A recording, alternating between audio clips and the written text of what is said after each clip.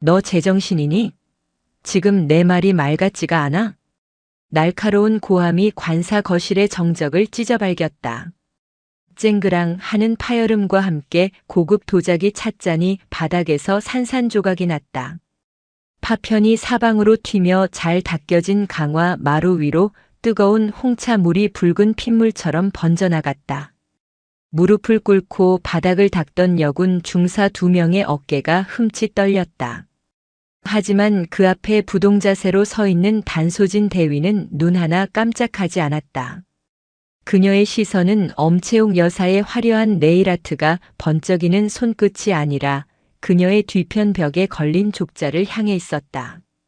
가화만사성이라는 글자가 비틀려 보일 정도로 집안 공기는 숨막히게 탁했다.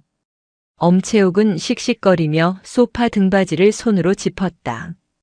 그녀는 지난달 이 파주 문산의 전진부대 여단장으로 부임한 마석도 준장의 아내였다. 서울 강남의 뷰티샵을 제집 드나들듯 하던 그녀에게 군사분계선이 코앞인 이곳 파주의 관사는 유배지나 다름없었다.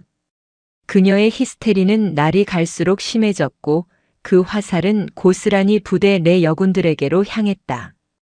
단 대위, 내 말 안 들려? 이게 지금 사람이 살라고 내준 집구석이니? 곰팡이 냄새가 진동을 하잖아. 내가 지난주에 분명히 말했지. 베란다 창틀이랑 다용도실 구석까지 락스 칠해서 싹 벗겨놓으라고. 근데 이게 뭐야? 내 눈이 옹이 구멍으로 보여. 엄채옥이 삿대질을 하며 가리킨 곳은 티끌 하나 없이 깨끗한 창틀이었다. 단소진 대위는 굳게 담은 입술을 떼었다. 사모님, 지시하신 청소는 어제 저녁 김중사와 박하사가 3시간에 걸쳐 완료했습니다. 곰팡이는 없습니다. 말대꾸. 엄채옥이 쿠션을 집어 던졌다. 퍽 소리를 내며 단소진의 가슴팍에 맞고 떨어졌지만 단소진은 흔들림 없이 바닥에 떨어진 쿠션을 주워 탁자 위에 올려두었다. 말대꾸가 아니라 보고입니다. 그리고 사모님, 한 가지 말씀드릴 것이 있습니다. 김중사와 박하사는 오늘부로 혹한기 전술 훈련 준비 기간에 들어갑니다. 일과 시간에는 부대 내에서 장비 점검을 해야 하므로 더 이상 관사 지원을 나오기 어렵습니다. 순간 엄채옥의 눈이 뱀처럼 가늘어졌다. 그녀는 기가 막힌다는 듯 헛웃음을 흘렸다. 훈련? 장비 점검? 야, 단소진. 너 지금 나랑 장난하니? 여단장님이 내 남편이야. 이 부대 주인인 마석도 장군이라고. 내가 부대장 사모인데 내 집안일 돕는 게 훈련보다 중요하지 않다는 거야? 내가 아직 사회생활을 덜 배웠구나. 아니면 뒤를 봐주는 든든한 백이라도 있어서 이렇게 뻣뻣해? 단소진은 속으로 쓴웃음을 삼켰다. 백이라. 만약 자신의 아버지가 누구인지 알게 된다면 이 여자는 거품을 물고 기절할지도 모른다. 단소진의 아버지 단태영은 현재 대한민국 육군 참모총장, 별이 4개 달린 대장이었다.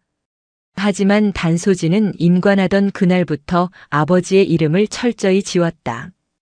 군인은 계급장과 실력으로만 증명해야 한다는 것이 아버지의 지론이었고 단소진의 신념이었다.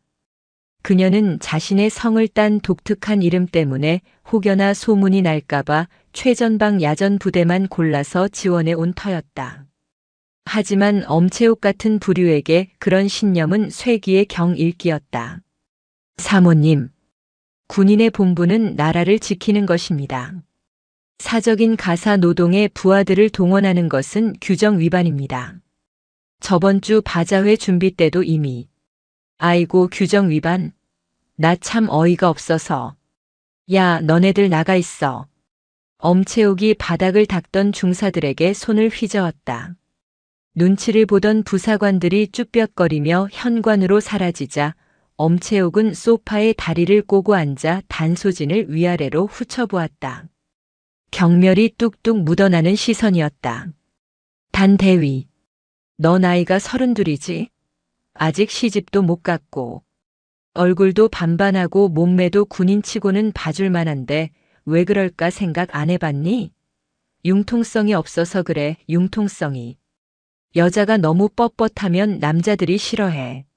내가 인생 선배로서 충고 하나 할게. 너 이번 진급 심사 얼마 안 남았지? 본론이 나왔다. 단소진의 눈썹이 살짝 꿈틀거렸다.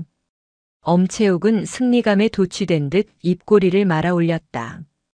내 남편이 인사평정권 쥐고 있는 건 알지? 너처럼 뻣뻣한 애들은 군대에서 살아남기 힘들어. 내가 마 장군한테 말 한마디만 하면 너 옷 벗기는 건 일도 아니야. 알겠니? 협박이었다.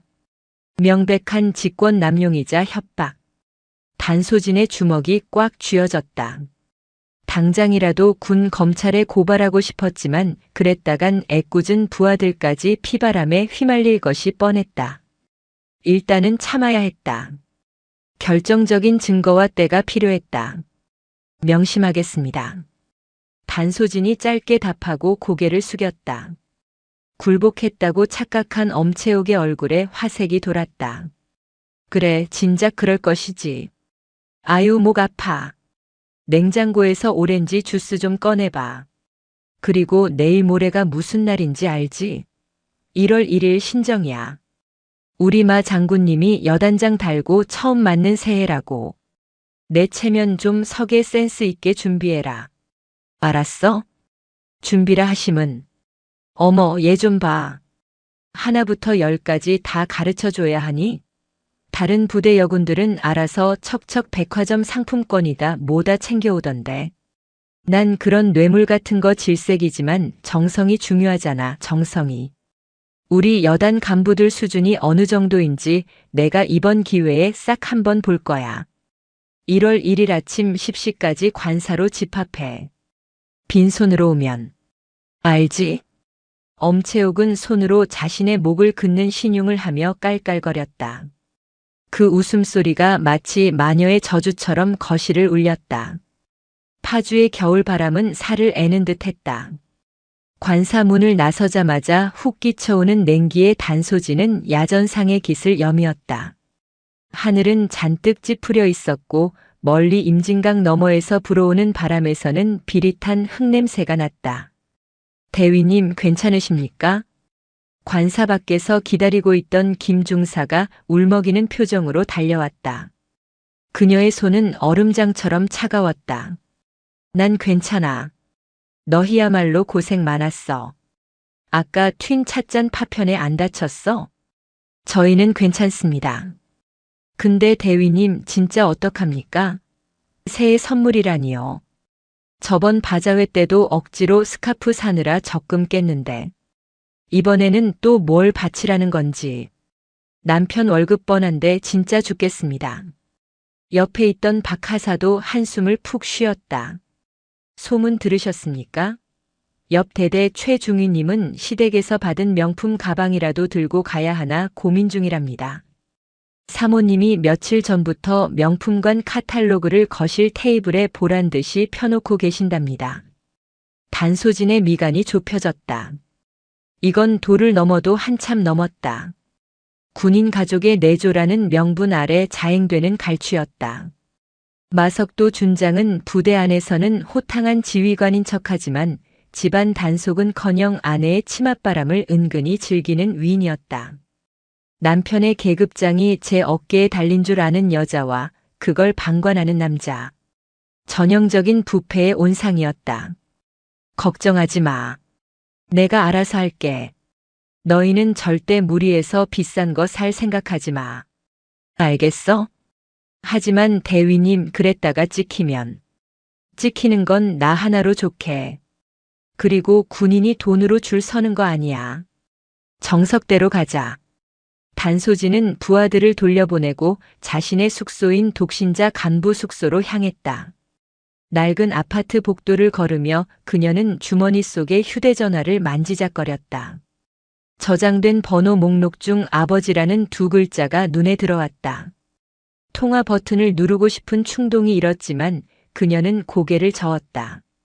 아버지가 개입하면 상황은 쉽게 정리되겠지만 그건 아버지가 그토록 싫어하는 특혜였다. 스스로 해결해야 했다. 그리고 이왕 해결할 거라면 저들의 썩어빠진 정신머리를 뿌리째 뽑아놓아야 했다. 숙소에 도착한 단소진은 책상 서랍 깊숙한 곳을 열었다. 그곳에는 낡은 보자기 하나가 소중하게 보관되어 있었다. 10년 전 그녀가 육군사관학교를 졸업하고 소위로 임관하던 날 아버지가 건네준 선물이었다. 소진아, 군인은 명예를 먹고 사는 존재다. 계급이 올라갈수록 내가 고개를 숙여야 할 대상은 상급자가 아니라 내가 지켜야 할 부하들과 국민임을 잊지 말거라. 투박한 손으로 건네주었던 그 책. 단소진은 보자기를 풀었다. 누렇게 바랜 한지 표지 위에 정갈한 붓글씨로 목민심서라는 제목이 적혀 있었다.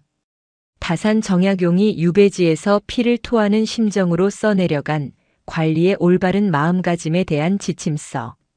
단소진은 책을 넘겼다. 첫 장에는 만년필로 꾹꾹 눌러 쓴 아버지의 친필 메모가 있었다. 청렴은 천하의 큰 장사다. 욕심이 큰 사람은 반드시 청렴하려 한다. 사람이 청렴하지 못한 것은 그 지혜가 짧기 때문이다. 아비 단태형. 단소진의 입가에 서늘한 미소가 번졌다. 뇌물을 바라는 자에게 줄 수 있는 최고의 선물. 그것은 돈으로 살 수 없는 깨우침이었다. 물론 엄채옥이 이 선물의 진정한 가치를 알아볼 리 만무했다. 오히려 불같이 화를 낼 것이 뻔했다. 하지만 그게 바로 단소진이 노리는 바였다. 판을 키워야 했다. 엄채옥이 날뛰면 날뛸수록 그녀 스스로 무덤을 파는 꼴이 될 테니까. 단소진은 목민심서를 아주 고급스러운, 누가 봐도 귀한 물건이 들어있을 법한 자개함에 넣었다.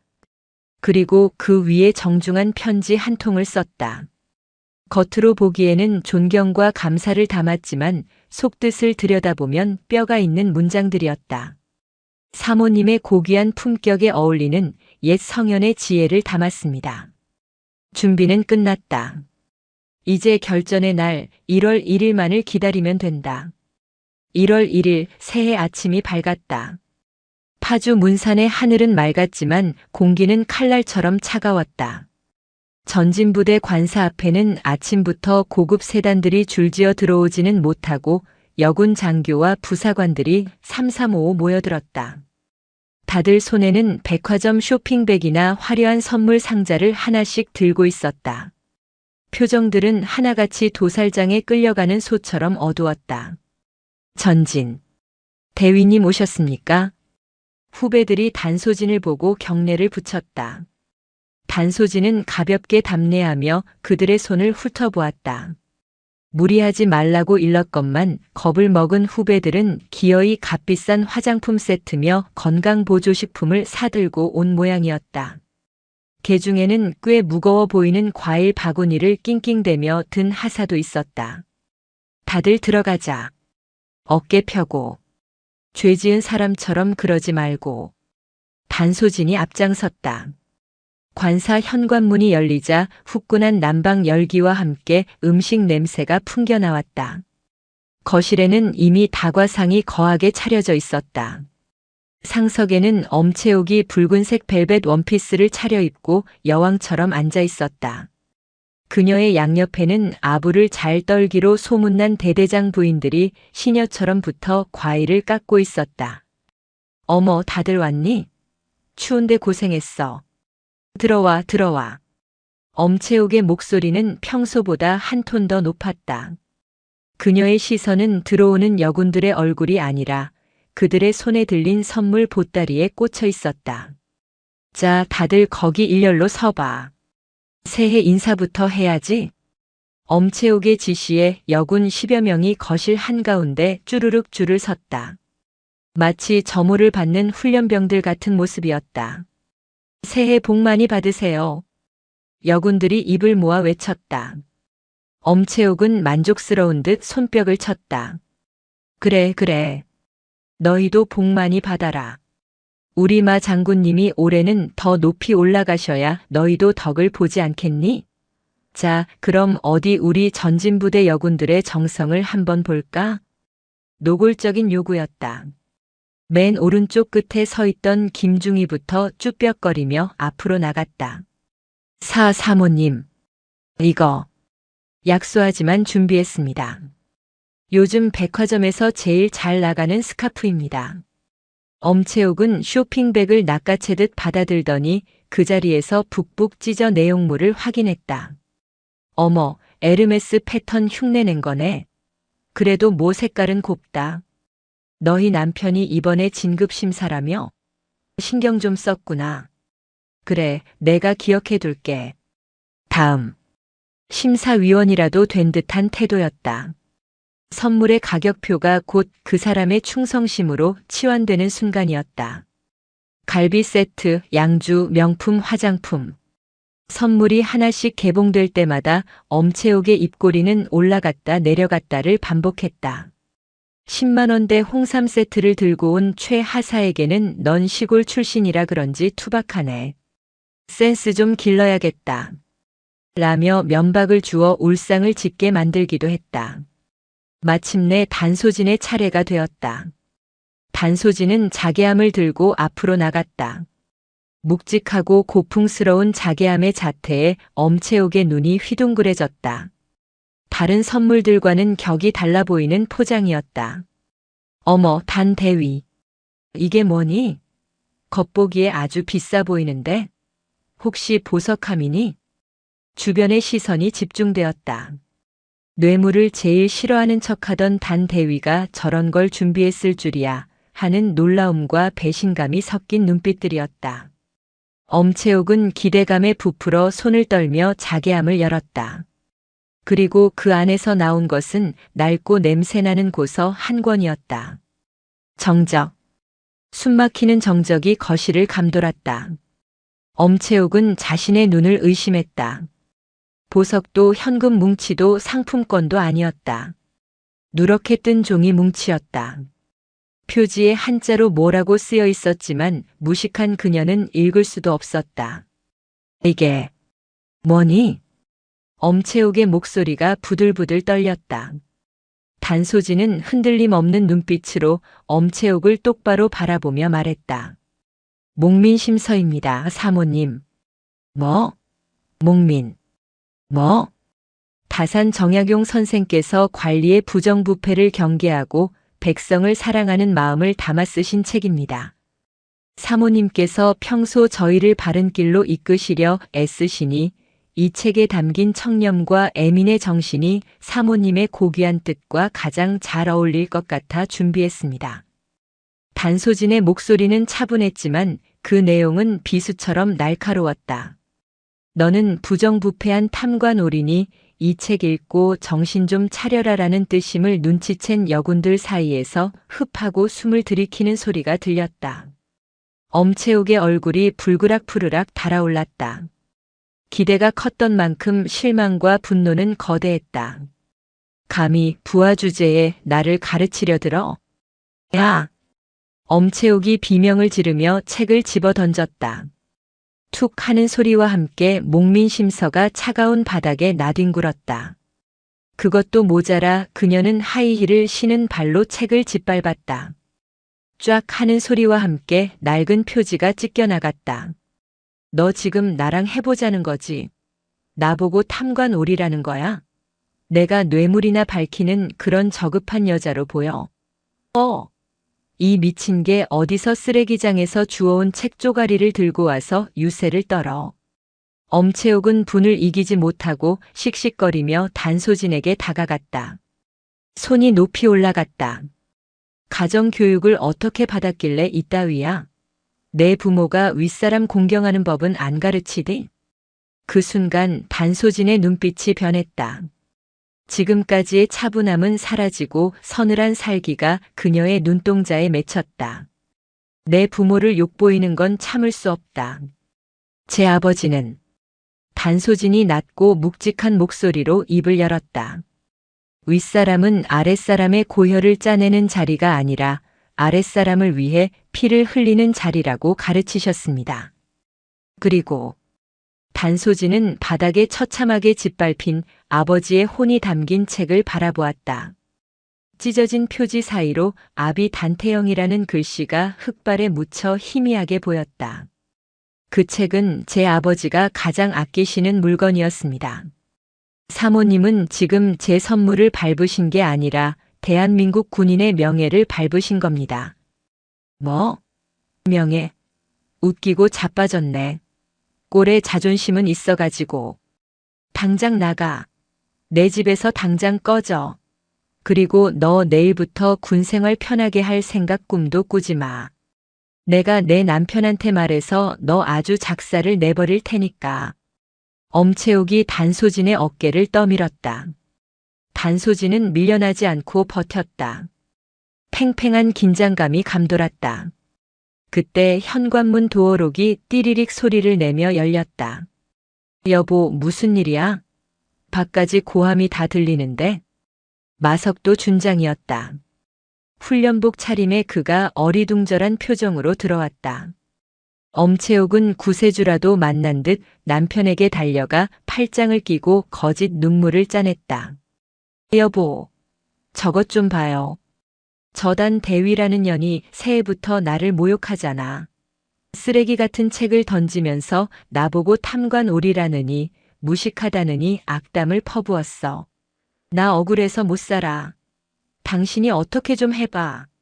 마석도 준장의 눈이 험악하게 일그러지며 단소진을 향했다. 단대위. 이게 무슨 짓인가? 상관의 아내에게 예의를 갖추지는 못할 망정 행패를 부려. 단소진은 흐트러짐 없는 자세로 경례를 붙였다. 전진. 사모님께 행패를 부린 적 없습니다. 다만 아버지께서 물려주신 귀한 책을 선물했을 뿐입니다. 책. 무슨 책? 마석도 준장의 시선이 바닥으로 향했다. 거실 한가운데 아내의 하이힐 자국이 선명하게 찍힌 낡은 한자책이 보였다. 그는 혀를 차며 다가갔다. 쯧쯧, 분위기 파악 못하는 친구구만. 이런 고리타분한 걸 선물이라고. 그는 발로 책을 툭 찼다. 책장이 힘없이 넘어갔다. 그리고 그의 시선이 책 안쪽 첫 장에 머물렀다. 사람이 청렴하지 못한 것은 그 지혜가 짧기 때문이다. 아비 단태형. 태형. 마석도 준장의 동공이 지진이 난 듯 흔들렸다. 단태형이라니. 흔치 않은 성씨다. 게다가 이 필체, 이 문구. 어디서 많이 본 듯한. 육군 본부 회의실 액자에서 봤던가. 아니, 저번 달 하달된 참모총장 지휘 서신에 있던 그 서명과 똑같다? 마석도 준장은 홀린 듯 허리를 숙여 책을 집어들었다. 손이 덜덜 떨렸다. 설마 아니겠지. 그냥 동명이인이겠지. 대한민국의 단태형이 한둘이야? 그는 떨리는 목소리로 물었다. 단대위. 자네 부친. 함자가 어떻게 되시나? 단소진이 그를 싸늘하게 내려다보며 대답했다. 단, 자, 태, 자, 형, 자 쓰십니다. 지금 뭐 하시는 분인가? 군인이십니다. 계급이? 단소진은 잠시 침묵했다. 그 침묵의 1초가 마석도 준장에게는 1년처럼 느껴졌다. 현 육군 참모총장이십니다. 쿵. 마석도 준장의 손에서 책이 미끄러져 떨어졌다. 옆에서 씩씩대던 엄채옥이 남편을 의아하게 쳐다보았다. 여보? 왜 그래? 총장이 뭐? 쟤네 아빠가 총장이라도 된대? 웃기지 말라 그래. 총장 딸이 왜 저런 꼬라지로. 나 닥쳐. 마석도 준장이 비명을 지르듯 아내의 말을 끊었다. 그의 얼굴은 백지장처럼 하얗게 질려 있었다. 등줄기를 타고 식은 땀이 비오듯 쏟아졌다. 자신이 지금 밟고 차버린 책이 직속상관의, 아니 육군 최고 우두머리의 애장품이라고. 그리고 저 앞에 서 있는 아내가 쥐잡듯 잡았던 저 대위가 별 4개의 딸이라고. 상황 파악이 안 된 엄채옥만 눈을 동그랗게 뜨고 있었다. 당신 왜 그래? 어디 아파? 그때였다. 단소진의 휴대전화가 울렸다. 정적 속에서 벨소리는 유난히 크게 들렸다. 단소진은 휴대전화를 꺼내 화면을 확인했다. 그리고 보란듯이 화면을 마석도 준장 쪽으로 돌려보였다. 발신자 아버지 관사 앞. 아버지께서 근처에 격려차 오셨다가 떡국이나 한 그릇 하자고 하시네요. 관사 앞에 도착하셨답니다. 단소진이 덤덤하게 말했다. 마석도 준장은 다리에 힘이 풀려 그 자리에 주저앉고 말았다. 바닥에 널브러진 찢어진 목민심서가 그를 비웃는 듯 했다. 전쟁은 이제 시작이었다. 아니, 일방적인 학살의 시작이었다. 거짓말. 거짓말이지? 아버지가 와? 지금? 마석도 준장은 바닥을 기듯 허우적거리며 창가로 기어갔다. 블라인드 사이로 내다본 관사 주차장의 풍경은 그의 심장을 멈추게 하기에 충분했다. 평소라면 여군들의 소형차나 택배 트럭이 서 있어야 할 자리에 칠흑처럼 검은 세단 2대가 육중한 위용을 뽐내며 정차해 있었다. 번호판에는 숫자가 아닌 은빛으로 빛나는 별 4개가 박힌 성판이 달려 있었다. 그 옆에는 헌병 호송차와 수행원들이 탑승한 승합차가 도열해 있었다. 부대 방문이나 공식 행사도 아닌 예고 없는 개인적인 방문. 이건 단순한 시찰이 아니었다. 호랑이가 새끼를 건드린 사냥개를 잡으러 굴속까지 들어온 형국이었다. 여보, 이건 뭐야? 저 차 뭐야? 엄채옥도 창밖을 내다보더니 입을 딱 벌렸다. 군대에 대해 무지한 그녀조차 본능적으로 느낄 수 있었다. 저 차들은 남편의 관용차인 KO 따위와는 비교도 할 수 없는 권력의 상징이라는 것을. 문 열어라. 단소진 대위의 낮고 서늘한 목소리가 들려왔다. 마석도 준장은 감전된 사람처럼 펄쩍 뛰었다. 그는 사색이 되어 아내에게 소리쳤다. 야, 뭐해? 빨리 옷. 아니, 이게 아니라. 다들 차려. 차려 자세 안 해. 마석도는 정신 나간 사람처럼 거실을 빙글빙글 돌다가 현관으로 달려나갔다. 신발을 신을 새도 없었다. 양말 바람으로 현관문을 벌컥 열었다. 찬바람이 훅 끼쳐 들어옴과 동시에 현관 입구에 서 있던 거대한 그림자가 거실 안으로 길게 드리워졌다. 뚜벅, 뚜벅. 군화 소리가 아니었다. 잘 닦인 정장 구두가 대리석 바닥을 밟는 묵직한 소리였다. 가장 먼저 들어온 것은 정복을 입은 수행부관이었다. 그는 날카로운 눈빛으로 거실 내부를 빠르게 스캔한 뒤 문을 활짝 열고 옆으로 비켜섰다. 그리고 그 뒤로 잿빛 두루마기 코트를 걸친 중년의 남성이 천천히 걸어 들어왔다. 단태형 육군 참모 총장. 대한민국 50만 육군의 정점. 그가 등장하자 공기 자체가 바뀌었다. 거실을 가득 메우던 히터의 온기는 순식간에 사라지고 마치 시베리아 벌판 한복판에 선 듯한 서늘한 위압감이 공간을 지배했다. 그의 어깨에는 별 4개가 달린 견장이, 가슴에는 수많은 훈장과 약장이 번쩍이고 있었다. 세월의 풍파를 견뎌낸 깊은 주름과 그 속에 박힌 호랑이 같은 눈동자가 신뢰를 훑었다. 충. 마석도 준장은 목소리가 갈라져 삑사리가 났다. 그는 허겁지겁 자세를 고쳐 잡고 터질 듯한 목소리로 다시 외쳤다. 전진. 안녕하십니까, 총장님. 제1보병사단 여단장 준장 마석도입니다. 마석도의 손끝은 사시나무 떨듯 떨리고 있었고 이마에서는 식은땀이 비 오듯 쏟아져 양말을 적셨다. 거실 한쪽에 줄 서 있던 여군들도 얼어붙은 채 일제히 경례를 붙였다. 전진. 우렁찬 구호 소리가 좁은 거실을 울렸다. 하지만 단태형 총장은 경례를 받지 않았다. 그는 코트 깃을 천천히 정리하며 아무런 감정도 담기지 않은 눈으로 마석도를 내려다보았다. 자네가 마 준장. 예, 그렇습니다. 쉬는 날 불쑥 찾아와서 미안하군. 내 딸아이가 여기 있다기에 떡국이나 한 그릇 얻어먹을까 해서 왔는데 단태영의 시선이 거실 안쪽을 향했다. 그의 눈길이 닿는 곳마다 사람들이 움찔거렸다. 화려한 찻잔 세트, 산더미처럼 쌓인 명품 선물 상자들, 그리고 겁에 질려 얼굴이 하얗게 뜬 엄채옥. 단태영의 미간이 살짝 찌푸려졌다. 분위기가 내가 생각했던 새해 아침 풍경과는 사뭇 다르구먼. 이건 다 뭔가? 백화점 창고를 옮겨놓은 건가? 아, 그게. 부하들이 새해 인사차 자발적으로.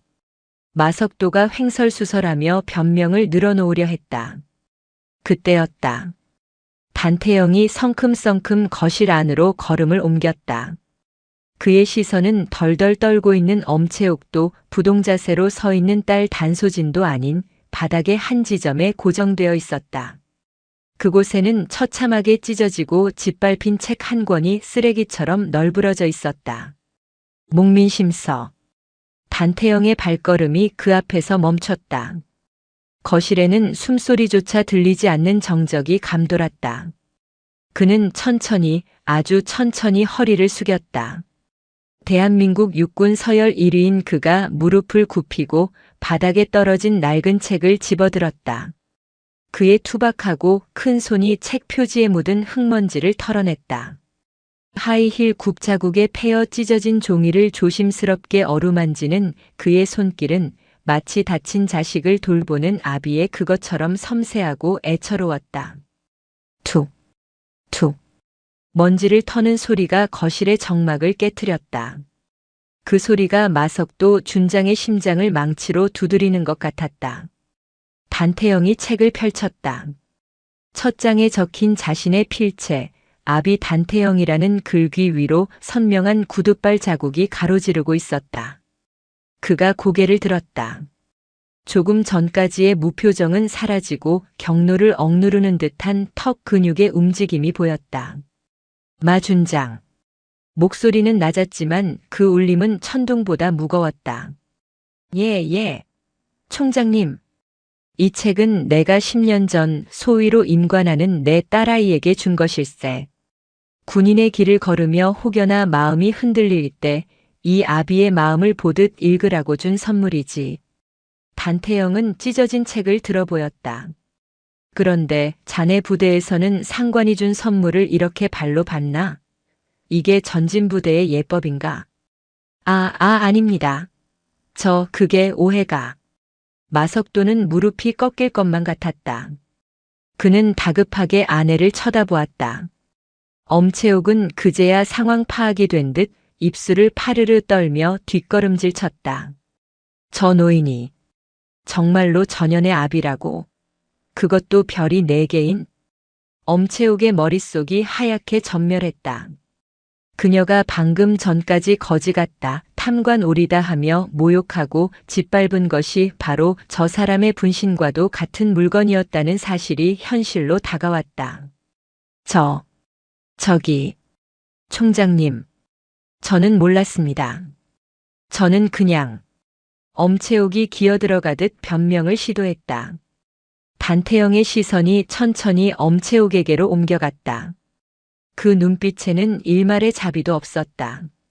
그는 책을 소중히 품에 안은 채 엄채옥을 꿰뚫어 보듯 응시했다. 몰랐다면 용서가 되는가? 네. 상대방의 아버지가 누구인지 알면 귀하게 대접하고 모르면 짓밟아도 된다는 뜻인가? 자네는 사람을 그렇게 급을 나누어 대하나? 단태영의 호통이 아니라 조용한 질책이 엄채옥의 폐부를 찔렀다. 그녀는 숨이 턱 막혀 아무 말도 할 수 없었다.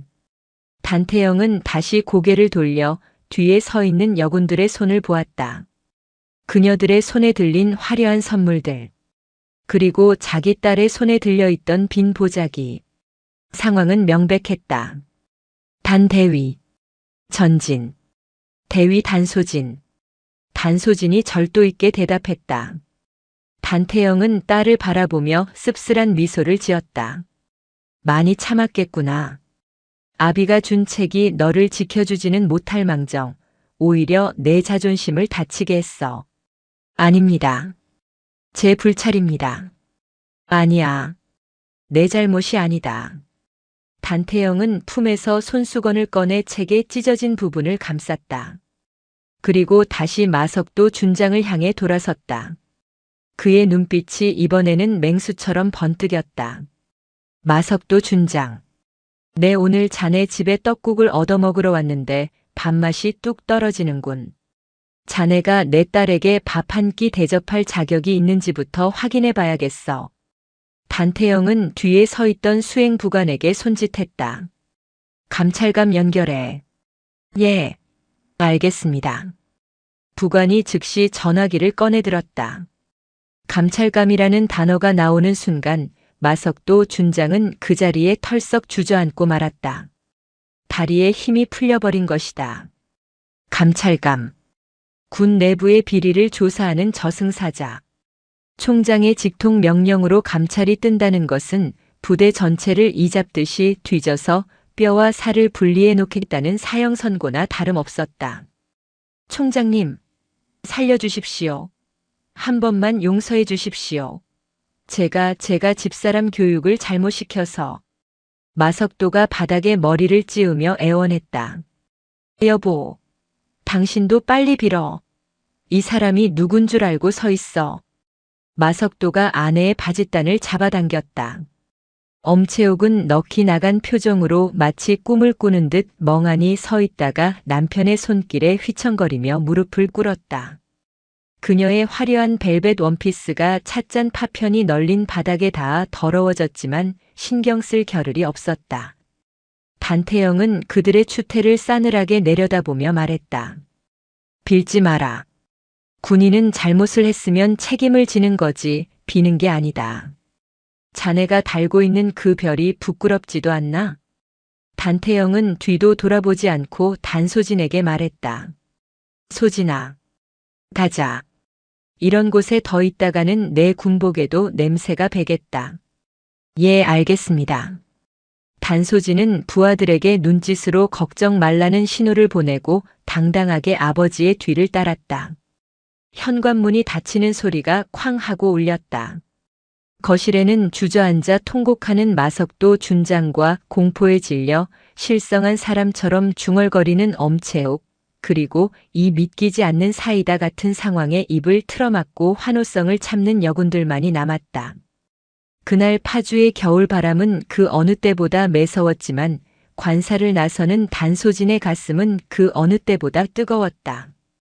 현관문이 닫히고 단태형 총장의 차량 행렬이 관사 주차장을 빠져나가는 그 짧은 순간 101동 201호 거실은 말 그대로 아수라장이 되었다. 으악! 마석도 준장이 짐승 같은 비명을 지르며 거실 테이블을 엎어버렸다. 와장창 하는 소리와 함께 엄채옥이 아끼던 크리스털 화병과 과일 접시들이 바닥을 굴렀다. 미쳤어. 내가 미쳤지. 돌았어. 야, 이 여편네야. 내가 지금 무슨 짓을 저질렀는지 알아? 마석도는 넥타이를 풀어 헤치며 아내에게 달려들었다. 평소 아내의 귀에 눌려 찍소리 못하던 그였지만 인생이 나락으로 떨어지기 직전의 공포는 그를 미치광이로 만들었다. 당신 왜 이래? 나한테 왜 소리를 질러? 내가 알았어? 걔가 총장 딸인 줄 내가 알았냐고. 걔가 작정하고 숨긴 걸 나보고 어쩌라고.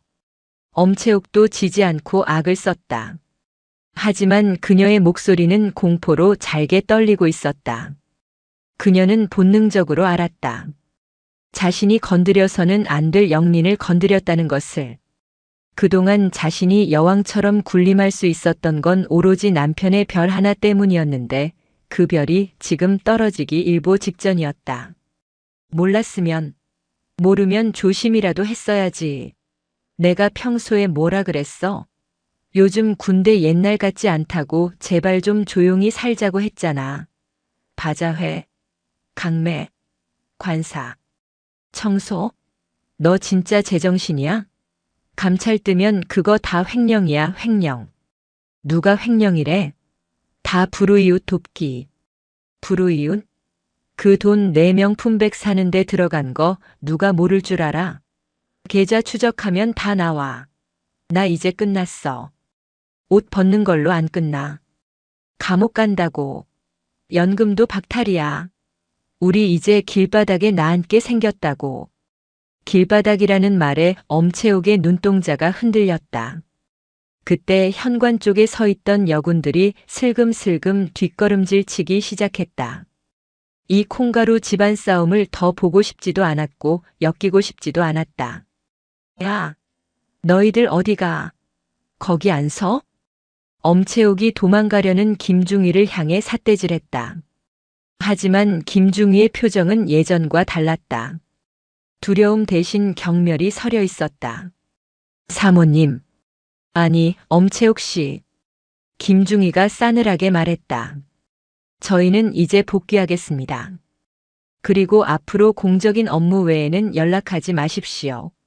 아, 바자회 때 강매하신 스카프 영수증이랑 계좌 이체 내역은 저희가 잘 보관하고 있으니 걱정 마시고요. 이것들이 진짜. 가자. 여군들은 미련 없이 등을 돌렸다.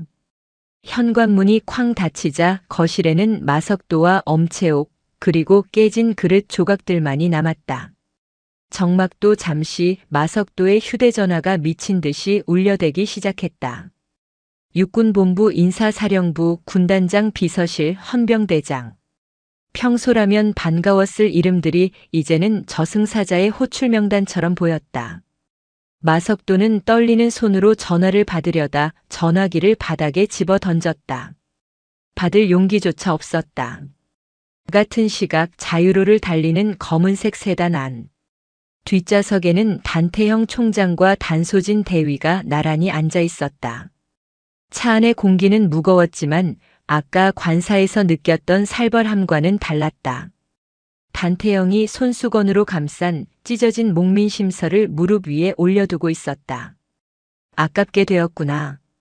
내 할아버지 때부터 내려오던 책인데. 수선하면 됩니다. 내용은 사라지지 않으니까요. 단소진이 덤덤하게 대답했다. 단태형은 딸의 옆 얼굴을 물끄러미 바라보았다. 강단 있는 눈매가 자신을 쏙 빼닮았다. 왜 말하지 않았냐? 그 정도 괴롭힘이면 내게 언질이라도 줄 수 있었을 텐데. 제가 선택한 길입니다. 아버지가 도와주시면 그건 제 군생활이 아니라 아버지의 군생활 이막이 되는 거니까요. 그리고 제 부하들이 보는 앞에서 제 힘으로 버티는 모습을 보여주고 싶었습니다. 미련한 녀석. 하지만 장하구나. 단태형의 투박한 손이 딸의 어깨를 툭툭 두드렸다. 걱정 마라. 이제부터는 아비가 아니라 육군 참모총장으로서 할 일을 할 테니. 군의 기강을 무너뜨린 자들에게 자비는 없다. 단태형이 앞 좌석의 부관에게 짧게 지시했다. 도착하는 대로 감찰관에게 전해. 먼지 하나까지 털어내라고. 특히 관사 운영비, 복지기금 그리고 부인의 명목으로 거둔 불법 찬조금 내역. 10원짜리 하나라도 비면 그 책임을 엄중히 물을 거라고. 예, 알겠습니다. 차창 밖으로 파주의 황량한 겨울 들판이 빠르게 지나갔다. 하지만 단소지는 이제 춥지 않았다. 폭풍은 예상보다 훨씬 빠르고 강력하게 들이닥쳤다. 1월 2일 아침 전진부대 사령부는 그야말로 쑥대밭이 되었다. 보통 감찰이라고 하면 며칠 전에 예고, 공문을 보내고 서류를 준비할 시간을 주는 것이 관례였다. 하지만 이번엔 달랐다. 특별 감찰이었다. 오전 8시 출근 시간이 채 끝나기도 전에 국방부 검찰단과 육군본부 감찰실 소속 차량 5대가 여단 본청 앞에 들이닥쳤다. 검은 양복을 입은 수사관들과 헌병들이 들이닥쳐 여단장실, 행정실, 재정과를 동시에 봉쇄했다. 지금 이 시간부로 여단 내 모든 문서와 전산 자료의 이동을 금지합니다. 손 머리 위로 올리고 책상에서 물러나십시오. 드라마에서나 보던 압수수색 광경에 간부들은 입을 다물지 못했다.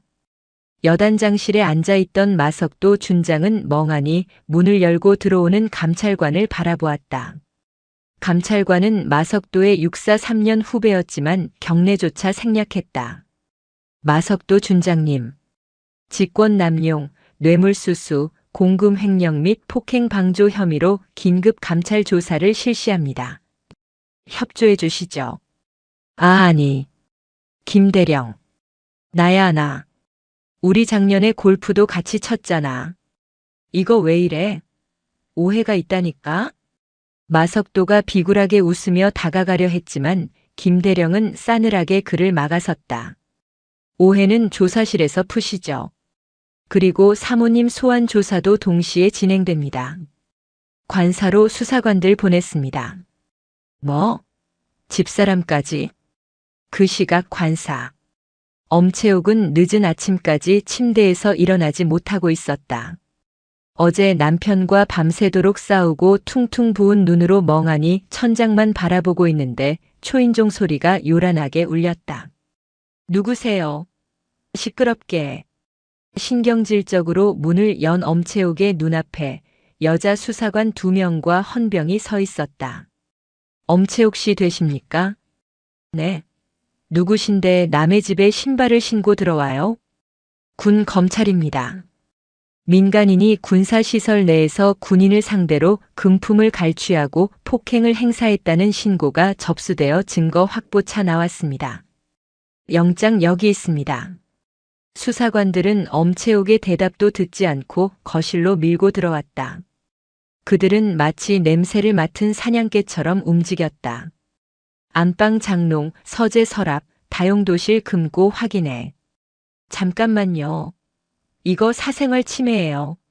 내 남편이 누군 줄 알고. 엄채옥이 길길이 날뛰며 수사관의 팔을 잡으려 했다. 그러자 여자 수사관이 엄채옥의 팔을 능숙하게 제압하며 낮게 의조렸다. 방해하시면 공무집행방해죄 추가됩니다.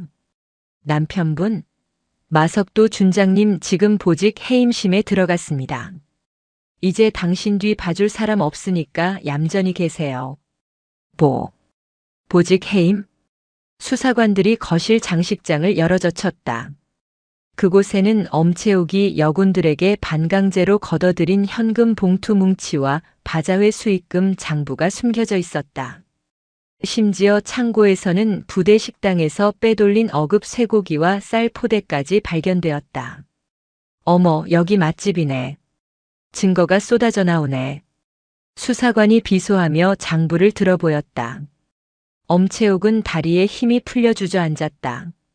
자신의 탐욕이 낱낱이 까발려지는 순간이었다. 조사실의 공기는 차갑고 건조했다. 마석도 준장은 초췌한 몰골로 철제 책상 앞에 앉아 있었다. 하루 사이에 10년은 늙어 보였다. 그의 앞에는 수십 장의 진술서와 녹취록이 쌓여 있었다. 마 준장님, 부하들에게 관사 청소를 시키고 페인트 칠에 조경 작업까지 시키셨더군요. 그거 인건비로 치면 얼마인지 아십니까? 그건 집사람이 일손이 부족하다고 해서 관례적으로 다들 하는 거라. 관례? 그놈의 관례 타령. 그리고 여기 바자회 수익금 500만 원. 이거 어디로 갔습니까? 부대 복지기금 통장에는 입금 내역이 없던데요. 그건 집사람이 관리해서 저는 모릅니다. 진짜입니다. 여자가 집안에서 하는 일을 남자가 일일이 어떻게 압니까? 마석도는 살기 위해 아내를 팔았다. 비겁함의 극치였다. 하지만 옆방 조사실에 있던 엄채옥의 반응도 별반 다르지 않았다. 아니, 남편이 시켜서 한 거예요. 남편이 아랫사람들 기강 잡으려면 아내들이 나서서 내조를 해야 한다고 닥달해서 나는 그냥 시키는 대로 했다고요. 저 쇠고기도 남편이 가져오라고 시킨 거예요. 서로를 향한 추악한 폭로전. 감찰관들은 혀를 찼다. 이 부분은 단순히 권력을 남용한 게 아니라 인간으로서의 품격 자체가 결여되어 있었다. 조사의 하이라이트는 피해자 진술이었다. 단소진 대위, 김중위, 박하사 등 그동안 갑질에 시달렸던 피해자들이 참고인 자격으로 출석했다. 엄채옥은 칸막이 너머로 그들의 목소리가 들리자 고개를 들지 못했다. 김장철에는 3일 동안 출근도 못하고 관사에서 배추 200포기를 절였습니다. 허리 디스크가 터졌는데도 꾀병 부리지 말라며 파스를 던져줬습니다. 박하사.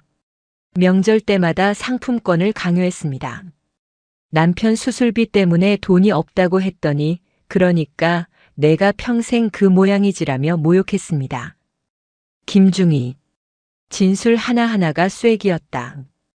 거짓말 탐지기조차 필요 없는 명백한 증거들. 단소진 대위는 마지막 진술에서 덤덤하게 말했다. 그들은 군인을 부하가 아닌 산호비로 대했습니다. 이는 개인의 일탈이 아니라 계급을 신분으로 착각한 오만함이 빚어낸 참극입니다. 다시는 이런 일이 군에서 반복되지 않기를 바랍니다. 결과는 신속하고 처참했다. 감찰 조사가 끝난 지 일주일 후 징계위원회의 결과가 발표되었다. 여단장 마석도 파면 및 불명예 전역. 퇴직금 및 연금 50% 삭감. 엄채옥 군 형법상 초병 폭행, 뇌물수수, 공갈 및 협박 혐의로 민간 검찰 이첩. 파면. 공무원에게 있어 사형 선고나 다름없는 중징계였다. 마석도는 계급장을 떼이는 것도 모자라 평생 쌓아온 명예와 노후 자금까지 모조리 날리게 되었다. 이삿날은 유난히 눈이 많이 내렸다. 관사에서 쫓겨나는 날 마석도와 엄채옥을 도와주는 사람은 단 한 명도 없었다. 예전 같으면 병사들이 동원되어 짐을 날라줬겠지만 이제 그들은 민간인 신분, 그것도 범죄자였다. 트럭 기사조차 길이 미끄러워서 못 들어간다며 아파트 입구에 짐을 내려놓고 가버렸다. 엄채옥은 밍크 코트를 입고 있었지만 추위에 덜덜 떨며 명품 가방이 든 박스를 직접 날라야 했다. 하이힐이 눈길에 미끄러져 엉덩방아를 찧었다. 아이고 내 허리. 당신 뭐해? 좀 들어줘. 시끄러워. 내가 지금 너 때문에 이 꼴이 됐는데. 두 사람이 눈밭에서 짐을 두고 싸우고 있을 때 저 멀리서 군용 지프 한 대가 다가왔다. 차에서 내린 사람은 단소진 대위였다. 그녀는 정복을 말끔하게 차려입고 있었다. 가슴에는 새롭게 받은 표창 약장이 빛나고 있었다. 단소진은 엉망진창이 된 부부에게 다가갔다.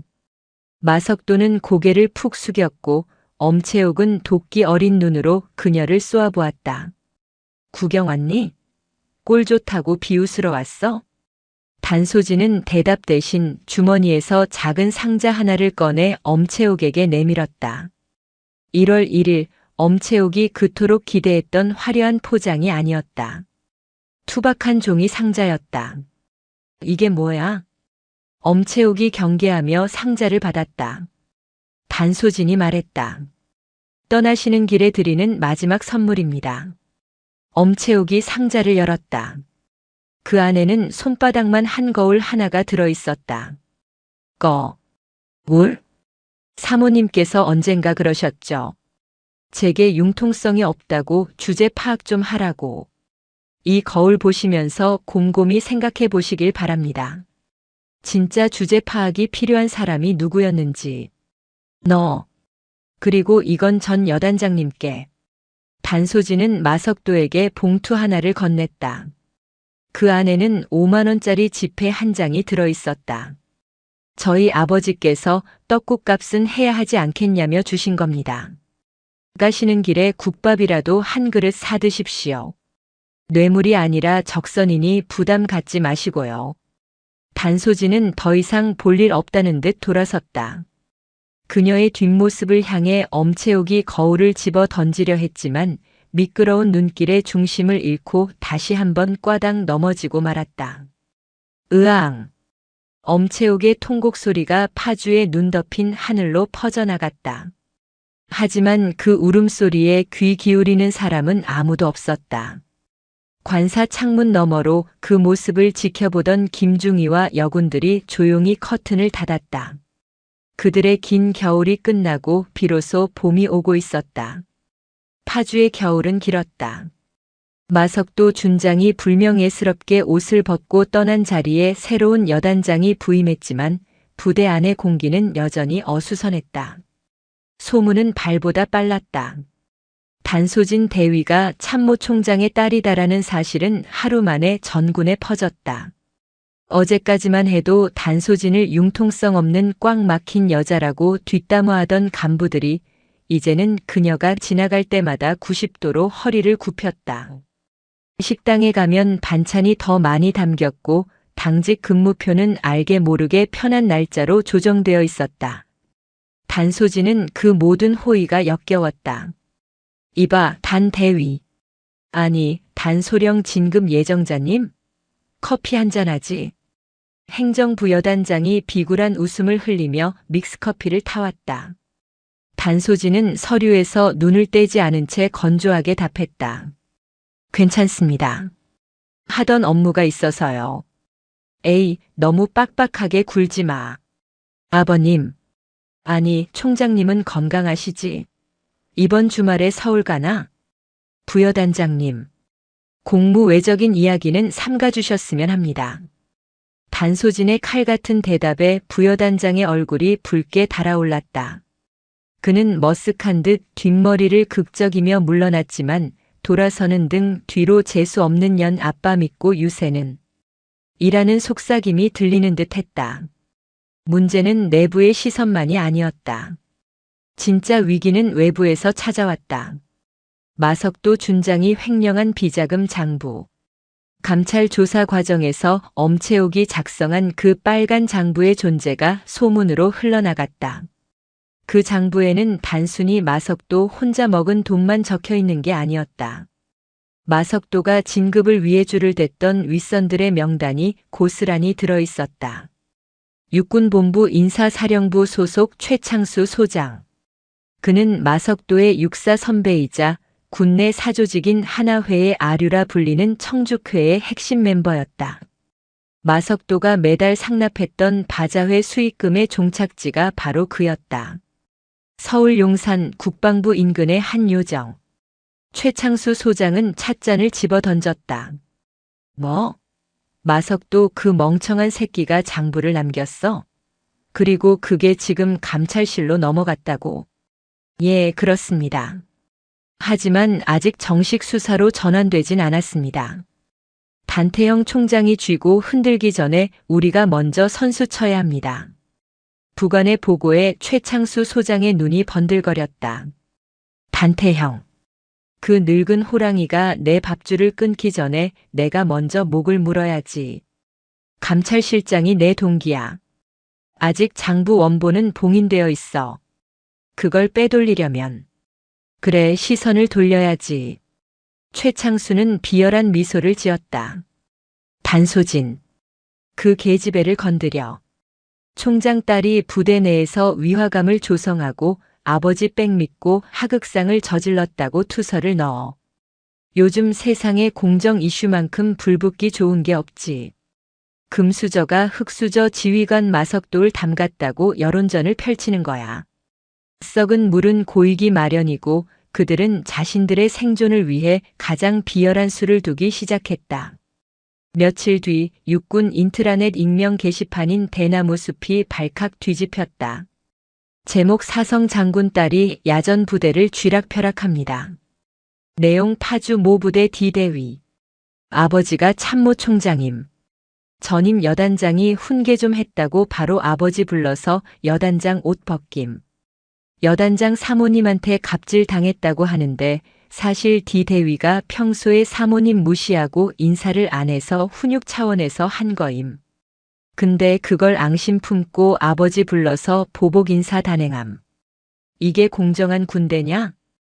교묘하게 조작된 사실이었다. 마석도와 엄채옥의 악행은 쏙 빼고 아버지 찬스라는 프레임만 씌운 글이었다. 조회수는 폭발했고 댓글에는 단소진과 단태형 총장을 비난하는 글들이 쇄도했다. 와, 진짜 금수저 쩌네. 여단장을 날려? 군대가 장난이야? 이래서 여군은 안 돼. 부대 내 분위기는 순식간에 차가워졌다. 단소진을 대하는 병사들의 눈빛조차 의심으로 가득 찼다. 대위님, 이거 보셨습니까? 이거 누가 쓴 겁니까? 말도 안 되는 소설을 써놨습니다. 김중희가 씩씩거리며 스마트폰을 들고 뛰어왔다. 단소진은 덤덤하게 화면을 훑어보았다. 나도. 짖는 개는 짖으라고 해. 하지만 이대로 두면 대위님만 나쁜 사람 됩니다. 총장님께도 누가 되고요. 그때였다. 행정실 문이 열리고 헌병대 수사관들이 들어왔다. 단소진 대위님 되십니까? 그렇습니다. 육군본부 검찰단입니다. 귀관에게 제기된 상관 모욕 및 직권 남용, 그리고 군 기강 문란 혐의에 대해 조사가 필요합니다. 동행해 주시죠. 함정이었다. 최창수 소장이 움직인 것이다. 익명투서를 빌미로 정식 수사를 개시하고 단소진을 피의자 신분으로 전환해 직무를 정지시키려는 수작이었다. 단소진은 헌병을 노려보았다. 혐의 내용이 구체적으로 뭡니까? 조사실 가서 말씀드리겠습니다. 가시죠. 헌병이 단소진의 팔을 잡으려 했다. 단소진은 그 손을 거칠게 뿌리쳤다. 내 발로 갑니다. 군인의 몸에 손대지 마십시오. 단소진은 정모를 고쳐 쓰고 당당하게 걸어나갔다. 창밖에는 그녀를 걱정스럽게 바라보는 김중희와 박하사, 그리고 그녀를 비웃으며 수군거리는 다른 간부들의 시선이 엇갈리고 있었다. 서울로 압송된 단소진은 헌병대 지하 조사실에 갇혔다. 담당 수사관은 최창수 소장의 라인인 박중령이었다. 단대위, 솔직하게 말해. 마석도 준장 몰아내려고 함정 판 거 맞지? 목민심선이 뭐니 일부러 자극해서 엄채옥 씨가 실수하게 유도한 거잖아. 유도가 아니라 팩트입니다. 그들은 비리를 저질렀고 처벌받았습니다. 말대꾸하지 마. 내 아버지가 총장이면 다야? 여기는 법대로 하는 곳이야. 너 지금 인정 안 하면 하극상으로 군사재판 넘길 거야. 그럼 내 아버지 얼굴에 먹칠하는 꼴 될 텐데. 박중령은 교묘하게 아버지의 이름을 들먹이며 압박했다. 단태형 총장은 이 상황에 개입할 수 없었다. 딸의 수사에 개입하는 순간 그것이야말로 권력형 비리가 되어버리기 때문이다. 최창수 소장은 바로 그 점을 노린 것이었다. 단소진은 눈을 감았다. 아버지가 보고 싶었지만 이를 악물었다. 이건 자신의 싸움이었다. 그날 이후의 육군본부는 그야말로 폭풍전야였다. 단소진이 제출한 마석도의 비망록은 핵폭탄급 위력을 발휘했다. 헌병대가 아니라 국방부 합동수사단이 꾸려졌고 성역 없는 수사가 시작되었다. 익명 게시판에 단소진을 모함했던 글의 작성자 IP도 추적되었다. 놀랍게도 그곳은 최창수 소장의 집무실이었다. 여론은 순식간에 뒤집혔다. 와, 소장이란 사람이 부하 대위 하나 담그려고 댓글 조작을 해? 단소진 대위 진짜 군인이다. 혼자서 저 거대 세력하고 싸운 거야? 총장 딸이라서가 아니라 그냥 단소진이 능력자였네. 비난의 화살은 찬사로 바뀌었지만 단소진은 일희일비하지 않았다. 그녀의 목표는 오직 하나, 군을 좀먹는 암덩어리를 도려내는 것이었다. 일주일 뒤 육군 인사사령부. 최창수 소장은 집무실에서 짐을 챙기고 있었다. 그는 자신이 팽당했다는 것을 직감했다. 해외 도피라도 하려고 여권을 찾던 중 집무실 문이 쾅 하고 열렸다. 뭐야? 노크도 없이. 최창수가 소리쳤지만 들어온 것은 정복을 입은 수사관들과 그 뒤에 선 단소진 대위였다. 최창수 소장님. 뇌물수수, 직권남용, 그리고 무고 교사 혐의로 긴급 체포합니다. 수사관이 최창수에게 다가가 미란다 원칙을 고지했다. 최창수는 씩씩거리며 단소진을 노려보았다. 이 건방진 계집애가 내 아비 믿고 까부는 거냐? 내가 누군지 알아? 내 뒤에 누가 있는 줄 아냐고. 마지막 발악이었다. 단소진은 흔들림 없이 그에게 다가갔다. 그리고 징그러운 벌레를 보듯 차가운 눈빛으로 말했다. 제 아버지를 믿은 게 아닙니다. 저는 대한민국 군법과 정의를 믿었습니다. 그리고 당신 뒤에는 아무도 없습니다. 당신 같은 범죄자를 지켜줄 사람은 군대에 없으니까요. 철커덕. 최창수의 손목에 은팔찌가 채워졌다. 끌려나가는 그의 등 뒤로 부대원들의 싸늘한 시선이 꽂혔다. 마석도 준장에서 시작된 썩은 줄기가 마침내 뿌리째 뽑히는 순간이었다.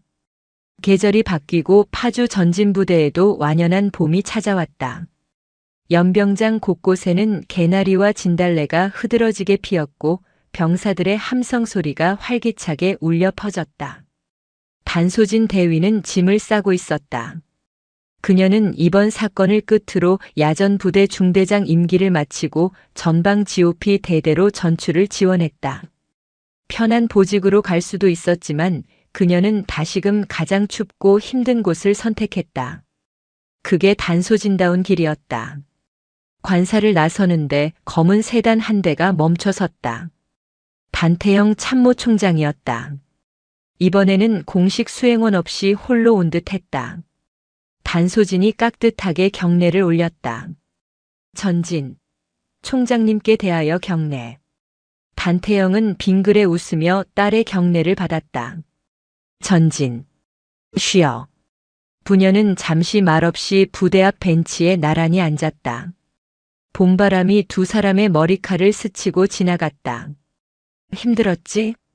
단태영이 먼저 입을 열었다. 아닙니다. 배운 게 많았습니다. 내가 자랑스럽구나. 내 도움 없이 내 힘으로 전쟁을 끝냈어. 이제 사람들은 너를 단태영의 딸이 아니라 단소진 대위로 기억할 게다. 아버지는 품에서 작은 상자 하나를 꺼냈다. 그 안에는 수선이 깔끔하게 된 목민심서가 들어있었다. 찢어졌던 표지는 풀로 꼼꼼하게 붙여져 있었고 구둣발 자국은 깨끗이 지워져 있었다. 하지만 찢어졌던 흉터는 희미하게 남아 있었다. 다시 가져가라. 상처 입은 책이지만 그래서 더 단단해졌을 게다. 군인의 명예라는 게 그런 거란다. 짓밟히고 찢어져도 다시 붙이고 털어내서 지키는 것. 단소진은 두 손으로 책을 받아들었다. 뭉클한 감정이 가슴 밑바닥에서부터 차올랐다. 명심하겠습니다. 아버지. 그래. GOP는 춥다. 감기 조심하고. 단태영은 딸의 어깨를 두 번 툭툭 치고는 다시 차에 올랐다. 멀어지는 차를 향해 단소진은 오랫동안 거수 경례를 내리지 않았다. 그녀는 책을 가슴에 품고 돌아섰다. 이제 그녀의 앞에는 새로운 길이 펼쳐져 있었다. 누구의 딸도 누구의 배경도 아닌 오직 자신의 두 발로 걸어가야 할 군인의 길이었다. 단소진은 찢어진 목민심서의 표지를 손으로 쓸어보았다. 백성을 두려워하고 군림하지 말라. 그 문구가 봄 햇살 아래 유난히 선명하게 빛나고 있었다. 가자. 단소진은 군화끈을 단단히 조여매고 전방을 향해 힘차게 발걸음을 옮겼다. 그녀의 등 뒤로 따뜻한 봄바람이 불어오며 마치 그녀의 앞날을 축복하는 듯 했다.